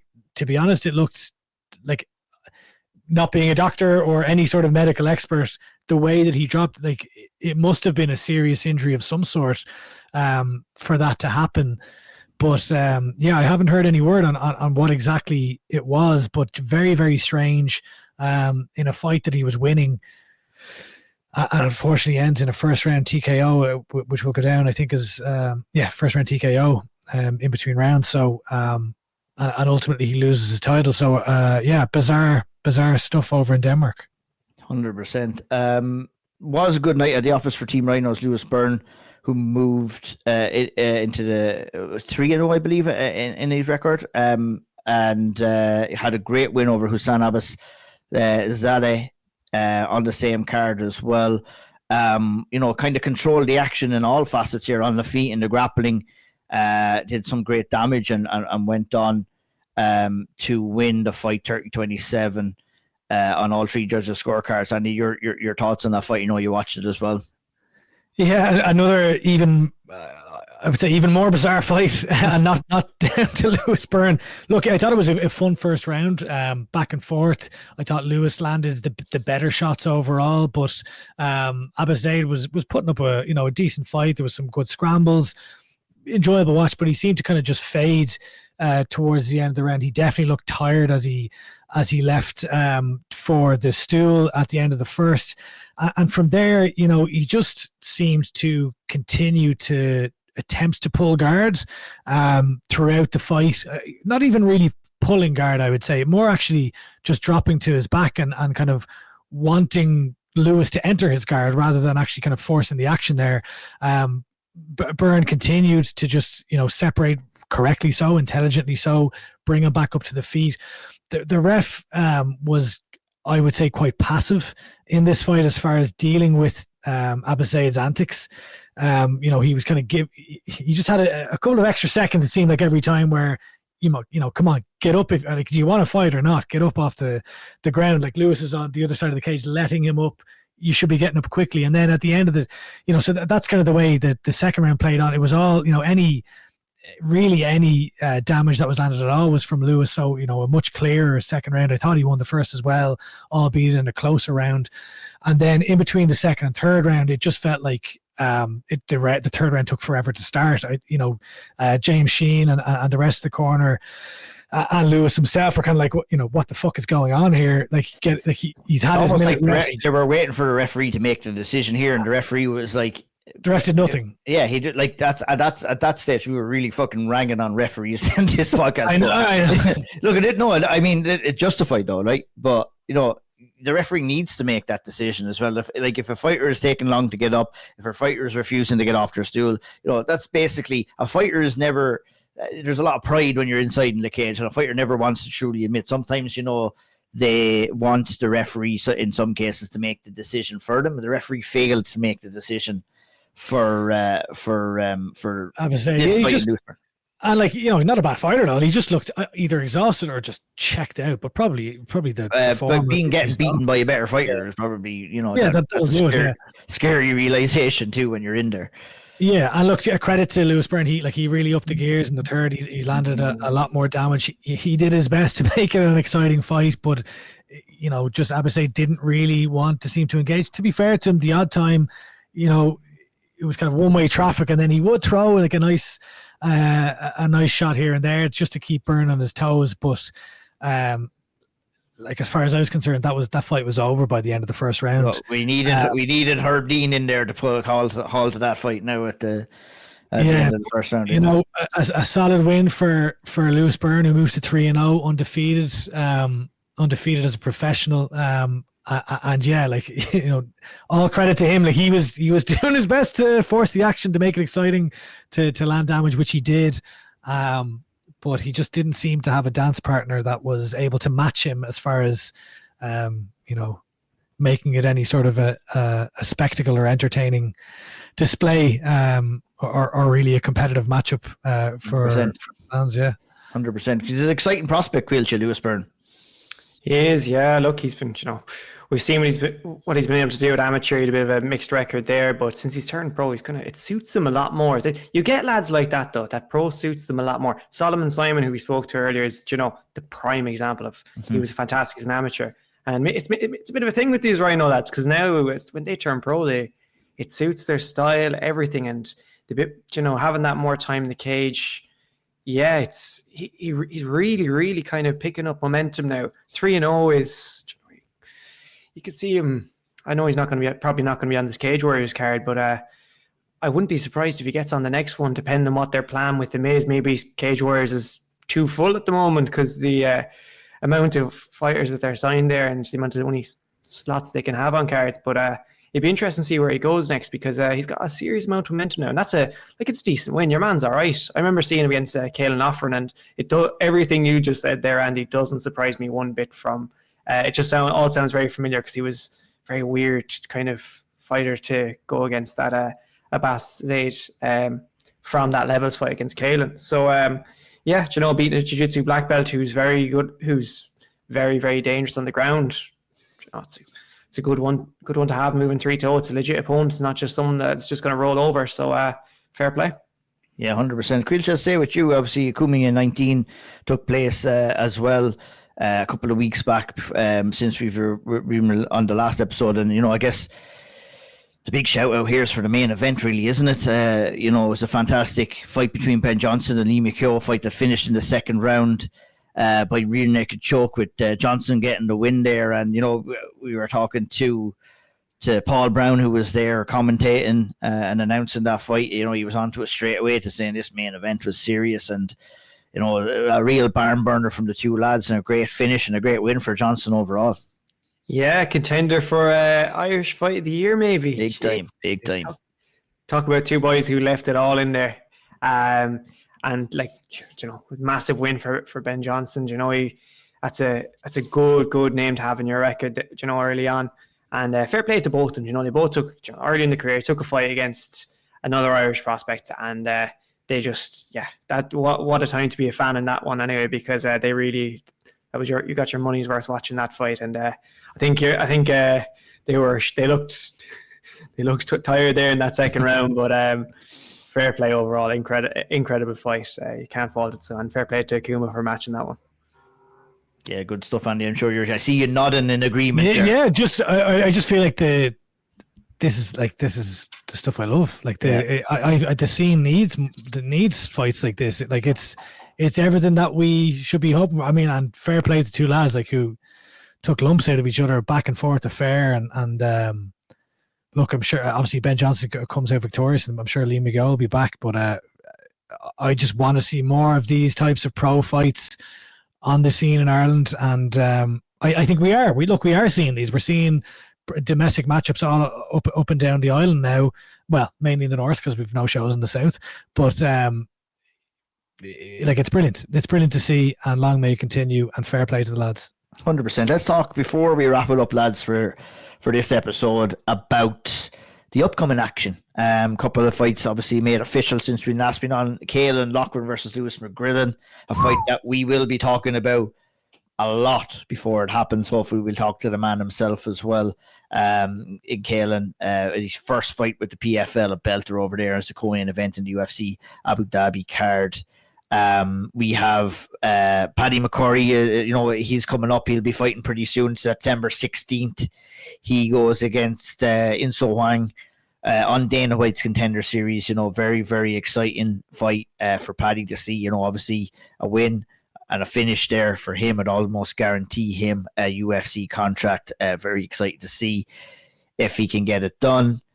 Derek Kelly and Kyle O'Sullivan are in action. I mean, that fight these two fights kind of came in, as a little bit of a surprise, just bang, two announced a couple of days after each other. Darragh O'Kelly coming in still undefeated against Jason Poney, taking on a very experienced opponent there. Pone 25-19-1 is his record, but a very good matchup for Dara Kelly, in my opinion. Caoilte O'Sullivan, probably one of the most exciting amateur prospects that has ever come out of the country, is going in there to make her professional debut against Maria Guedes Jr., another woman who's making her professional debut as well. And, we're all very excited about that. Just to, maybe send it over to you, Andy. I gave the summary of the fights there. Obviously, ones that we're really looking forward to. Me personally, obviously, very excited to see Caoilte O'Sullivan make the jump over to the professional ranks. But lots of good, exciting fights to look forward to there, and a couple of more as well that we'll talk about in a few minutes as well. Oh, absolutely. I mean, like the Loughran McGrillen one is just chef's kiss. Like that's the ideal first fight for Kyle Loughran. And I've seen him in like kind of split screen interviews and all sorts of stuff where they're just kind of, there's a little bit of bad blood here. I don't know. I feel like it's more so like McGrillen being the aggressor on the shit talking, whereas Kylan's kind of sitting back and maybe just disinterested by him a little bit. But I mean, I just think it's a great matchup. It's a brilliant, Ireland-England kind of rivalry there, and a high profile one. And look at like McGrillen has been fantastic in the PFL cage. Obviously he's their European champion, so it's a high profile fight on a high profile card. Buzzing for that one. But I mean, Caoilte O'Sullivan, I cannot wait for this woman's debut, making her PFL debut on that 26th September card in Nantes. Someone who Look, just to jump back, I probably should have said this at the time when we were talking about Shauna's fight.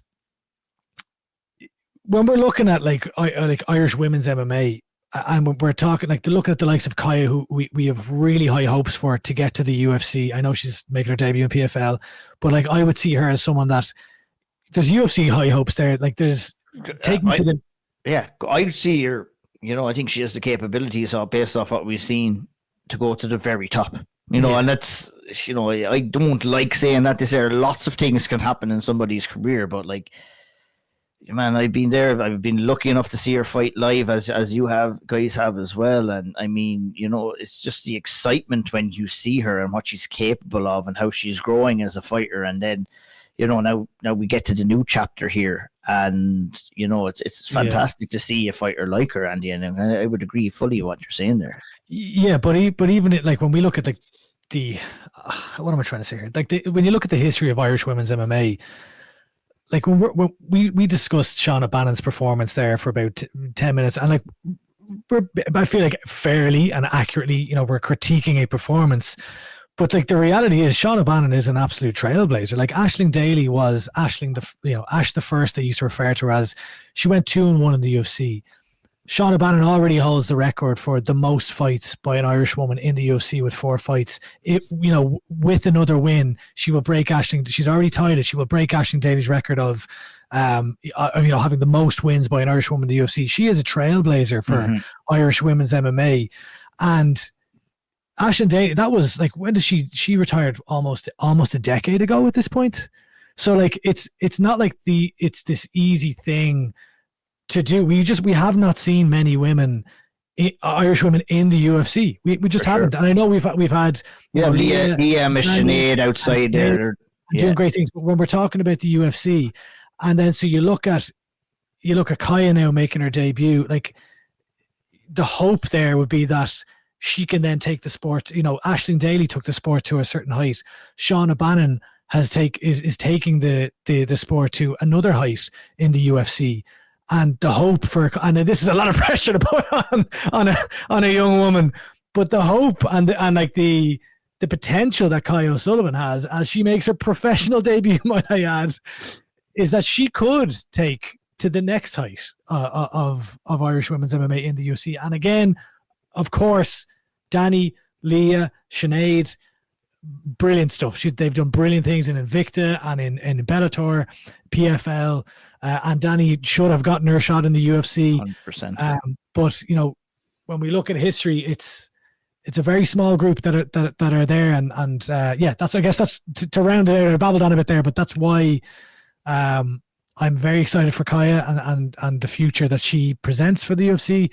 But also just to to put a bow on that previous conversation about Shauna is that while we are critiquing or discussing a particular performance, she's in uncharted territory right now. And all those women that we mentioned too, it builds a great foundation, and it builds a great platform for other young women that maybe want to follow the same route as well, where, you know, Caoilte, it wasn't all that common, you know, in the history of Irish mixed martial arts, where we're seeing a lot of top level fighters that are breaking through now, and that's, you know, through the work of the people who are here now, you know, and obviously Kaya is the next of the generation, and, you know, there'll be other young women coming up after that as well. It's important to lay that foundation and to, you know, for women, because, you know, with mixed martial arts, it can be really described as an overall brutal, violent sport, but there's lots of great people that exist in the world of mixed martial arts, and a lot of great Irish fighters, you know, and it doesn't matter, you know, we've had the luxury of seeing a lot of male fighters go and trailblaze in the UFC, and now, you know, we're seeing the exact same with women, whether it be in UFC, PFL or whatever. It's just great to see overall. It is, yeah. Look, the path's been paved, whatever, you know what I mean? And, you know, people are following that route now, and it's become more, I guess, but a lot of it is accessibility to gyms, the sports growth, there's so many different factors. And even as kids, because the entry to MMA like now is a lot easier than what it was. And now people can look up at all these women and men that are in the UFC and doing incredible things, and actually able to, you know, they can see a path, and they can see a route and there's even more structure than there was before. And that's why we're seeing these prospects coming through now that they could go on to hit new heights that some fighters have not been able to do. And it's the amazing thing. I think we're going to see a lot more now with the youths. We speak about them so much. I believe Kyle actually came through the youth kind of system they have there as well. And you're going to see a lot of these come through, and just start, you know, the game will start changing a little bit then, because they've been doing it since they've been, you know, some of these have been fighting MMA since they've been 7, 8, 9 now. It's crazy. Yeah. So they, you know, that path now it's there, and it's great to see. And yeah, next year is exciting, and I think this is kind of like the start of it a little bit, in a way where we see it in Cage Warriors, we're seeing it now in PFL a little bit as well. So yeah, the next 5 years are going to be very, very exciting in that front, because now you're seeing all that work that's been done from the ground up. I mean, we mentioned Danny there, you know, and the great work she's been doing at underage level as well. So, you know, exciting times ahead for the overall landscape of women's mixed martial arts within the country. Can I just add that that's the fight she has is because don't think anyone's ever heard it. Well, none of us have probably ever heard of this girl that Kyle O'Sullivan's booked to fight, but she's a sambo world champion. So is her MMA debut? Is it her? It is, yeah. She's not had an amateur fight. I couldn't find anything on an amateur Sambo's fight. Basically like, you know. Yeah, but, you know, getting a cage now, whole different gravy, I think. But after seeing what Kaya did to a Muay Thai specialist in Caroline Arm, she seemed like the type that could go out and just out wrestle, out sambo, whatever kind of, you know, out grapple the grapplers and out strike the strikers. I mean, that's what great fighters do. And that. Very excited, very, very excited for that. I think if you haven't gathered about how excited we are about Kyle O'Sullivan making her professional debut, you might not be able to hear properly, because we've definitely shared that over the last couple of minutes. Just going to go through a couple of other fights, lads, before we wrap up. Fofo Farah's back in action at UA Warriors on the 10th of September. That's right around the corner. That'll be actually probably in around the time maybe people are listening to this podcast. So he takes on Alex Asio Jr. At UA3 Warrior. 3-0, yeah. But I mean, the level of performance that he had the last fight, I think proved that he may be ready for a challenge like this. So it'll be interesting to see how he does there as well. Cage Warriors 193, we have Jordan O'Neill taking on Big Mike Tachumo. Matthew Elliott on that card as well against Alex Sarmantidis. Obviously we were wondering, with the 194 card obviously being in Dublin and the absolute stacks of Irish talent that the Cage Warriors have, they're not obviously all able to fit on on the Dublin card. So we do have a little bit of a taste of the Irish in Cage Warriors before that Dublin card on September 13th as well. Jack Maguire back in action on Octagon 74 against Hugo Vash. Jordan Bradshaw coming in to take on Adel Shafiri at Aries 34. That's also on September 13th.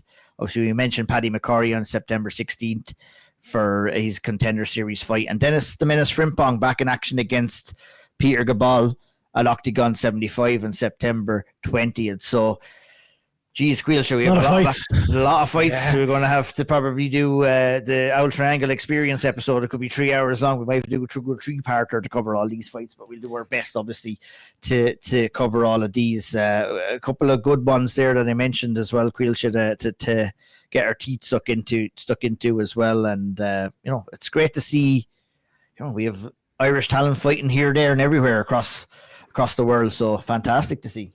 I love it. The different, it's all the different shows, promotions, and just the variety is unreal here. Because you got Fufu fighting in UAE Warriors, Cage Warriors, Octagon, Aries, and obviously Dynamite Contender Series for Paddy. But those European shows, and actually seeing Irish fighters being spread out on these different shows, and maybe potentially for them being able to build a fan base in another country as well as Ireland, and make a name for themselves, like what Dennis Frimpong is doing perfectly inside Octagon, for example, being able to do stuff like that in the case of Jordan Bradshaw here, being able to make a name in France by beating all these upcoming prospects he's getting on these cards it's incredible. The one that stands out for me here that I'm really looking forward to is Jack Maguire against this guy he's fighting. Is he like is it like a Tarzan thing, or they all Octagon love their they love their kind of gimmicks and stuff like that, which is Jack Maguire is nearly the opposite of it, which is I know one thing about the Jack Maguire fight is that we definitely won't see him wearing the Auld Triangle hoodie that he's been waiting to get anyway.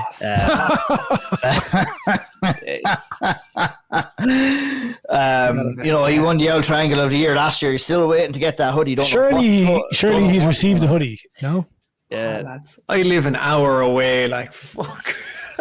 That's a disgrace. You are a disgrace. Awful carry on, isn't it? I think he actually excellently described it during the week on the group. Andy is pulling and Andy Stevenson. I know Quico is waiting an absolute light year to get his hoodie as well. So I don't know, maybe I think I might get the hoodie here in Canada and fucking send it over quicker than the boys are going to be able to. Visa issues for me to get over to play. He got it though. He got it in the end. So I'm off the hook. Yeah. The fact that they promoted Jack Maguire's, I put this on Twitter. The fact that they promoted Jack Maguire's fight seems a bit disrespectful to him, in fairness, doesn't it? I mean, just let him walk. Let him be a surprise, Royal Rumble guest. He doesn't want the fluff. He doesn't want the pantomime. Just get him in there. Don't even tell people it's on. Yeah, 100%. 100%. Come here. That Jumbo O'Neill Michael Chamu fight. That's the one for me. That's going to be a belter, yeah. Really obviously Paddy McCurry in Contender Series is the one I'm kind of okay, this is high stakes. Really There's looking lots forward of to great that. fights. But as far as a matchup, Jordan O'Neill versus Chamu is going to be a barn burner. For as long as it lasts. Yeah, we've been waiting for Jordan to fight again. He's been on the sidelines for quite some time. So I mean, this is a perfect fight to get him back into action here as well. So yeah, really, really excited about that as well. Chamu lives by the sword and dies by the sword as well. Absolutely does. His record definitely tells you that as well at 6-5 too. So I mean, look at even Dennis Frimpong. I mean, a win over Peter Gabal. I mean, that puts him right in the mix in the lightweight division and Octagon as well, and he's been on a great tear there too. So very, very exciting. Training with Paddy the Baddy now, I see as well. There you go. Look at that from fence is mended. Yeah, there you go. There you go. I didn't see this. We'll finish off, lads, with some unfortunate news, obviously, that we heard during the week, and that's the Tiernan Loughran. Basically, he did an interview. I can't forgive me now, Andy. Maybe you will say the Mentality Monsters podcast, I believe. Yeah, and over there in the Mentality Monsters podcast, he gave the sad and unfortunate news that the likely outcome for him is retirement based off of a couple of brain scans that he has had and some doctor's advice. That the recommendation is that he does not fight anymore. So a great lad, a great talent, obviously the brother of Caolan Loughran as well. Gave us some fantastic fights, at amateur level, and just kind of was scratching the surface there in his professional career before the unfortunate news came. So, obviously it's going to be a tough one for him to be able to kind of comprehend, and, we want to send our best. Obviously, his health and well-being is the most important thing here. And I think if it cannot be inside the cage, he definitely has a lot that he can bring to mixed martial arts outside the cage when it comes to knowledge, passion, and from a coaching perspective to it. And, it's not the full end of the road for Tiernan Loughran in the world of mixed martial arts. But, we want to give him a shout out. He's been a guest on this podcast. And as I said, a great fella, a great representative of Irish mixed martial arts. And, I want to wish him the best, and maybe we'll have a chat with him soon, just to kind of decipher all of that information. And I just wanted to give him a shout out at the end of the podcast, and hope he's doing all right. And we're sad to hear that news, obviously, because we were very excited about Tiernan as a prospect. And obviously some things are not to be, and his health and well-being is the most important thing as well. So all the best to you, Tiernan, my man. And I think that kind of wraps us up for episode 90 of the Auld Triangle. Thanks everybody for listening. As always, great to be back in action. We'll be obviously back again in another couple of weeks to discuss all the action that's going to be taking place in between now and then. A couple of big fights, a couple of big nights for Irish mixed martial arts incoming. The only thing left for us to do is for Caoilte to see us out. Gura míle maith agaibh agus slán go bhfuil.